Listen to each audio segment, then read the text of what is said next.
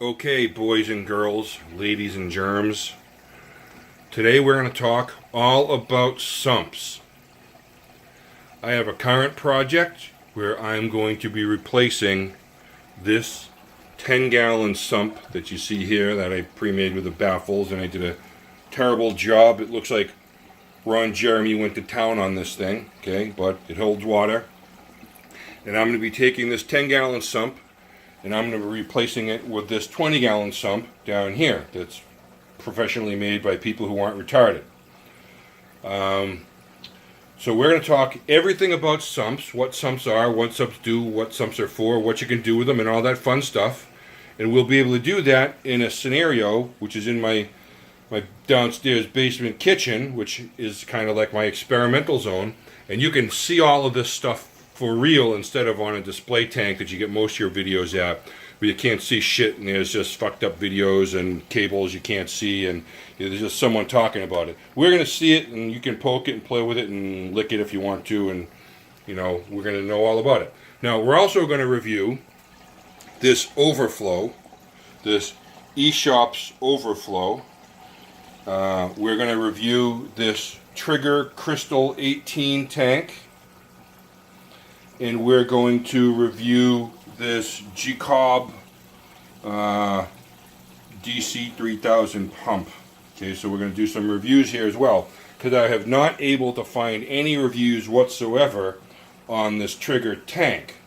So that'll be a good thing. That will probably help some people too. So, essentially, what a sump is it is a body of water outside of your display tank where you put all the shit that you don't want people to see. You can put protein skimmers, you can put reactors, you can put a refugium, you can put all kinds of things. But the only thing you don't want to do with a sump like this that's attached to your display tank is use it as a quarantine tank, because using a quarantine tank that's attached to the same body of water as your display tank is an idiot move. Right? You want it to be separate. So, that's what a sump is. You could do all kinds of things with it, and water goes from some kind of overflow device from your display tank out of your display tank through that overflow, whatever kind it is, we'll talk about a couple of them, into the sump. It goes through all kinds of different chambers and sumps away or refuges or skims and does all kinds of magical things. And then it comes back from the return and it goes into the display tank, and the cycle of life returns. Hakuna Matata, right? Water comes out, water does shit down here, water goes back in. The one thing that you want to keep in mind is that flow here counts. So if you've got more water exiting the tank than you do going into the tank, your tank is going to run dry, and you risk noisy siphons and breaking things and all kinds of goofiness. If you have too much water flowing from the sump into the tank, you risk overflowing your display tank, and that's not a good thing. So as I talk about this process, I'll kind of explain how to work through that. Okay, so let's talk about the overflow and how water gets from your lovely display tank with all your precious little fish children and coral babies, from your display tank out into the sump. A bunch of ways that can happen. I'll mention the three most common ways. The first one and the best one is what's called a reef-ready tank, where you've got some kind of bulkhead or something drilled into the tank where you can put a little outlet or an inlet, and water can just come right through. As it comes up over that, gravity just takes its course and down it goes, right? And that's the best way, because you're not working against gravity. The drilled tank or the reef-ready tank is always going to have the water level higher than what the inlet is or the outlet is for that tank, right? So you're never going to be fighting against gravity to get over the lid of a tank like you would with this. This is a hang-on back overflow. What this does is it's got a little cage, and there are a bunch of different types of this, but they all kind of work the same. You've got this cage, right, which prevents your little fish babies and aqua children and you know, your little Aquaman spermatozoa and whatever else you fucking have in there from going in there for the most part, right? You might get some small, if you got small snails and stuff, or some retarded shrimps, they might get in there, but fuck them. If they do, that's Darwinism. So there's just this little basket, and then what happens is you create a siphon, and what that means is that the air pressure that's pushing down on this, okay, what happens is you suck the air out of this tube, and that creates a siphon. So now the water flows against gravity, right? It flows against gravity into this overflow box. Now in general, there's nothing wrong with that. But what can happen is, you know, if your siphon breaks, if you fuck around with this tube, there can be lots of different things that can cause your this to be an issue. If power goes out, it's not the greatest thing. In general, you're not going to have a problem with your overflow, as long as you kind of do some math before you start things out. Now, if you'll notice, if I start just diddling around with this overflow tube, like the level of the tank changes, because now less water is being drained in. See that? And then if I move it again, it will, you know, the siphon will speed up and more water will come out. So you need to be careful with one of these anti-gravity type overflow things. And then the third kind of overflow is one where you've essentially got a box like this that's built into the tank and runs like the whole way down. So you've got this small chamber filled with air. You know, it could be kitty cornered like this, or it could be a square, or it could be whatever. But you've got that little kitty corner thing, and then down underneath the tank you have a tube where the water flows out. So water essentially does exactly this, flows through a cage, but instead of going over a siphon, it just heads down and hits into the outlet, and the outlet goes into the sump. Okay, so there's a lot of different ways to do your overflow. Because the tank I currently have is non-drilled, not marine ready, and I'm too lazy to do a tank swap because tank swaps suck. I'm just going to continue using the overflow. Now, about this eshopps 300 overflow. It's supposedly rated for 300 gallons an hour, or yeah, gallon per hour. I think it probably can handle more. The fit and finish of most of this is okay. I despise the fact that this overflow tube, which is really where all the magic is, if you bump this forward, and you'll see I'm going to just move it a little bit. If I just adjust it a little bit, the water changes, right? And that, you know, that sucks. That's just me. That's just me doing this, right? That's just me doing that. If you've got a cat at home that crawls on your tank and whacks that, or you get drunk and something happens, or you've got anything, you got a millennial in your house that tries to drink from your saltwater tank and they hit it. I don't know. Just shit can happen. So it's not as good as I'd like it to be. All right. The second thing that I didn't like about this eshopps is that no matter what, no fucking matter what, I can't get that bulkhead to not leak. It just fucking sucks. This bulkhead fucking sucks. This eshopps bulkhead fucking sucks. And it just fucking sucks. So you can see there's just water there. It's just gonna leak. I don't think there's anything that you can do to stop an eshopps overflow from leaking. I think that it's just the king of cocksucking, and that's how it works. I'm gonna, for this particular one, I'm just going to glue the motherfucking shit out of that with silicone, maybe 6 or 10 inches around it, and hopefully something will happen that it won't leak. I know that I will eventually get another model than an eshopps. Because I don't want things to fucking leak when they're brand new, as this overflow is, so I wouldn't buy another one. Right? It shouldn't leak. It should be a very simple seal, like, right? Rubber, Squish it together, bada boom, bada bing, but not so much. And then the play that's in here, when it's not super tight, is weird. So if I had to rate this eshopps from a 1 to 10, a 1 being a 1 and a 10 being much better than a 1, I'm going to call this a 5, because this fucking tube should have something to keep it maximized and stable, and this asshole thing shouldn't fucking leak. So that's that. So that's the eshopps 3000, or 300. Kind of sucks. Bigger models of eshopps have 2 of these tubes, so I'd imagine with 2 of these tubes, you're going to have even more problems of suck-tude. So just like I said, it is what it is. If it's not a drill tank, that's what you got. If it's not a reef-ready tank, that's what you got to deal with. All right, so plumbing, blah, blah, blah, whatever. Now I want to talk about the Trigger 18, this crystal Trigger 18 thing. It's nice. It looks nice.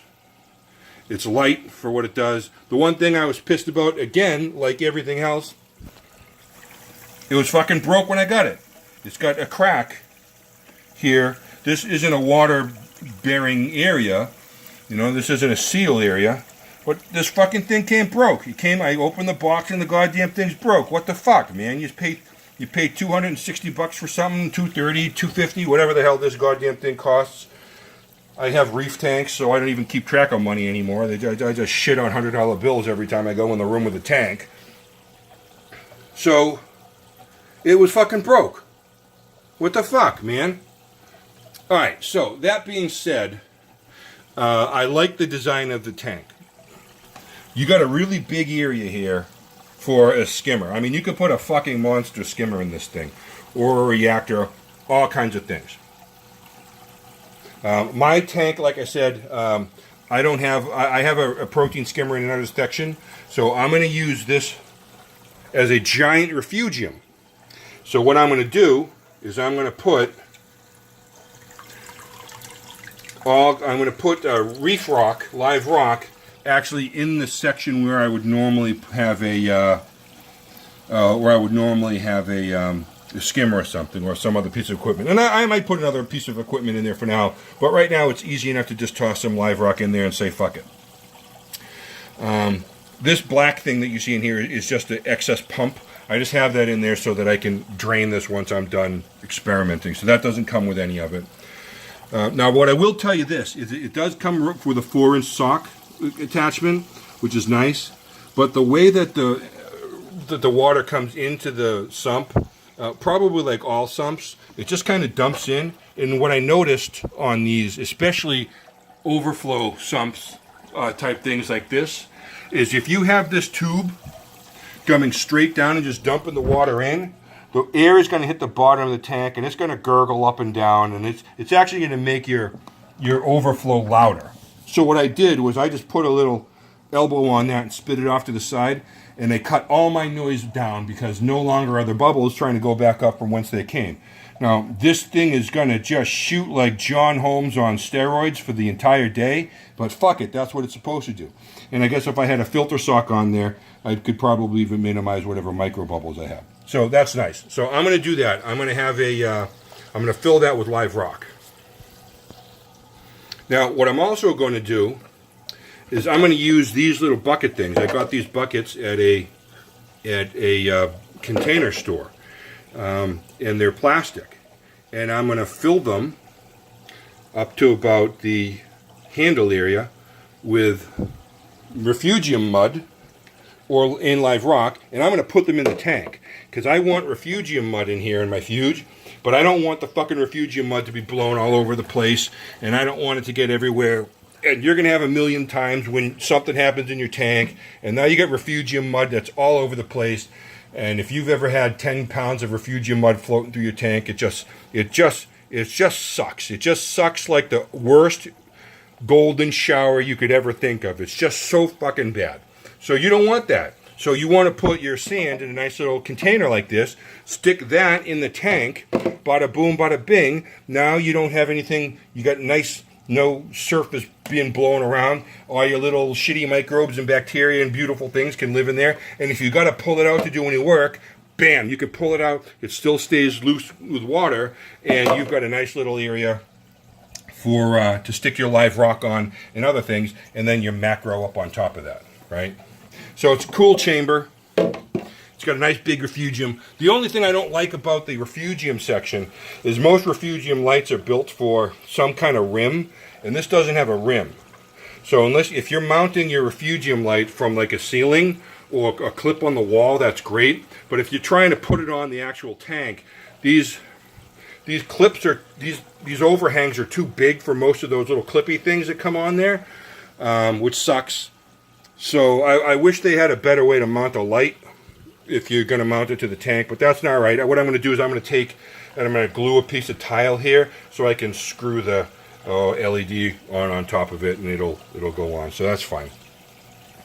So then the next thing we have here is this little baskety thing, this little overflow, which flows down into that with a bubble stop. And you could put your charcoals or your carbon or your Purigen if you're a Purigen people, or your ChemiPure if you're a ChemiPure people, or whatever kind of people you are. You can put one of those things in there.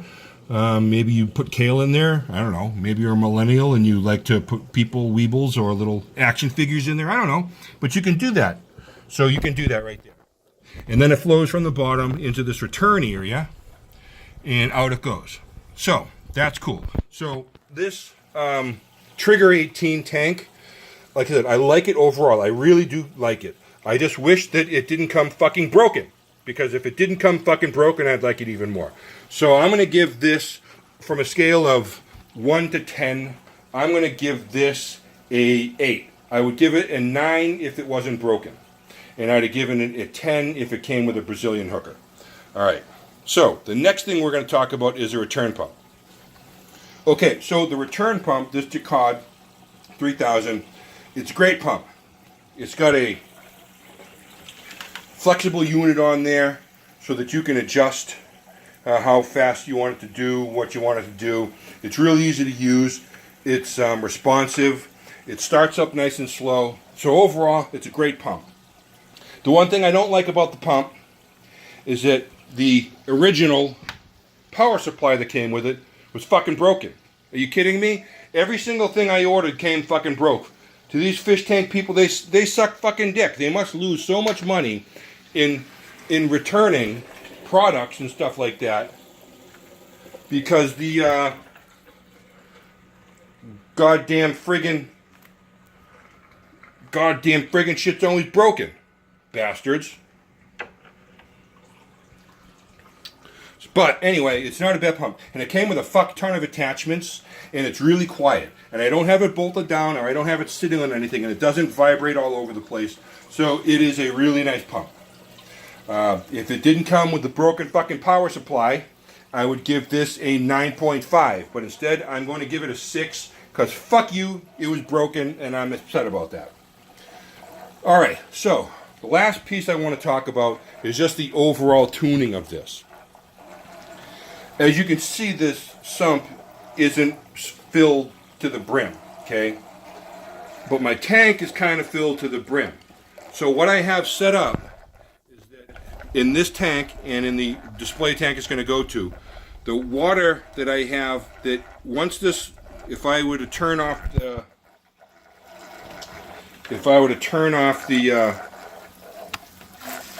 pump, and the overflow would have just emptied completely and there was no return, it's going to stop right there. It's going to keep its siphon, but my tank's not going to overflow. That's super important. If your pump ever stops, you don't want the distance between what your tank will overflow and your sump to be any different. So right now, my pump stopped, right? But I didn't lose water. I don't have a reverse siphon going on because I didn't have it up so high. You want to make sure that your return isn't in the water really deep, because if it does, you can have a reverse siphon go. So just right out of the water, and that way, bam. If my pump stops, then it's going to, it's not going to overflow. On a side note, what you want to make sure is that you have enough room in your tank so that if your siphon breaks, your pump doesn't pump all of the water from the sump into the tank and overflow your display.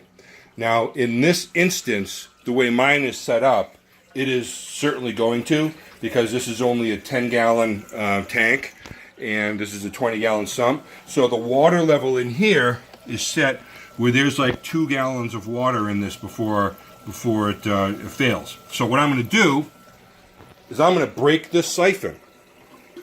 All right, now I got no siphon, and the tank is pumping, and it's pumping, and it's pumping, and it's pumping, and it's pumping, and it's pumping, and it's pumping, and it's pumping, and oh shit, it's going to overflow, and oh shit, it's going to overflow, right? That's going to happen for another billion gallons, right? So that you need to make sure that the way you set your tank up, you allow for the overflow for the tank if your siphon breaks to not be stopped by this. Now, this thing is still going. Okay, we're going to let this go. Okay, and this is pumping a lot of water. It's going to stop soon. Okay, now you can see the water stopped. The water level is settled in the main overflow. It is stopped in the refugium, and now it's dropping and dumping and stopping from the overflow return. And now bang, bang, bang. All right, now it's stuck in air. So I'm going to turn this off. Okay, so that was a couple of gallons, right? That was a couple of gallons. Now, this is a reverse siphon, so if your overflow stopped and your return stopped and you had water over your return nozzle, what's going to happen is it's going to suck water out of the return nozzle. Okay, so this is that example there of a reverse siphon that can happen in the other area. That's why when you saw me having it, I had it above.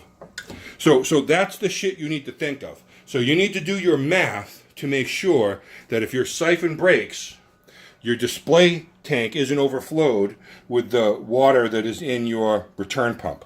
So right now, that's for this particular tank, it's going to be somewhere around this level. I probably want to have a little bit more water in the display tank, and that'll call it a day, because I just literally back siphoned water into that, a gallon or so. So if you have a 60-gallon tank or a 50-gallon tank or a 100-gallon tank, that's not a lot of water because it's going to be spread out. But when you have a big tank, a small tank like this, you need to think about that. So that's the most important thing once you're all set and done, tuning it so that if your overflow stops, you don't blast and flood your display tank. And if your return stops, you don't siphon all your water out into your sump. Okay, so there we go. In summary, the eshopps 300 came broke. This tube sucks. I don't know what I rated it before, but now I'm going to give it a 4 because it can fuck itself. The trigger, again, it's nice. I give it an 8, maybe 8.2, maybe an 8.27. I'd like it more if it wasn't fucking broken. Really, it's fucking broken right there. It's fucking cracked. And the Jecob 3000 thing, that's a good pump. It's really quiet. It came with a fuck ton of attachments. It's got rubber feet on it and all kinds of goodness. I'd like it more if this fucking attachment wasn't broken. So there's 3 fuck yous there for eshopps and Trigger and Jecob because you sent me broken shit and sucked my cock. If anyone has any questions or if this was helpful, let me know. If not, happy 4th of July. Have some hamburgers. God bless America. Go shoot some freedom rounds at the range. Suck a dick. Whatever you like to do. Enjoy yourself tomorrow. Be America. We're Americans. We can do whatever we want. We love this place. All right. Thanks, guys. Bye.